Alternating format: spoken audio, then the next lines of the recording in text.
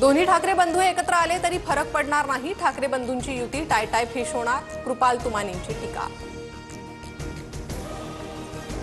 संजय शिरसाटांनी नियम डावलून मुलाच्या नावाने शेंद्रा एमआयडीसी मध्ये 6 कोटींची जागा घेतली, तिथे मद्य निर्मिती केली जाणार, इम्तियाज जलील यांचा आरोप। लाडक्या बहिणींसाठी पुन्हा सामाजिक न्याय विभागाचा 410 कोटींचा निधी वळवला।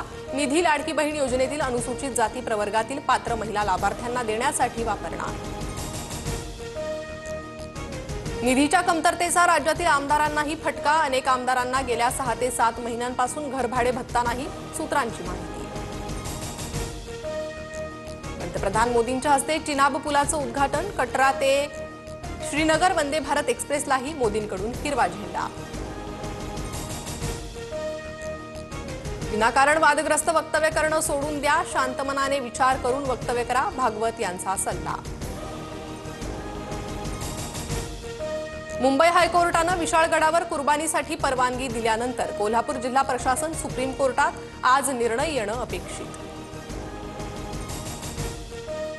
शिवराज्याभिषेक सोहळ्यानिमित्त किल्ले रायगडावर शिवभक्तांची गर्दी, अनुचित प्रकार घडू नये यासाठी पोलीस बंदोबस्त तैनात।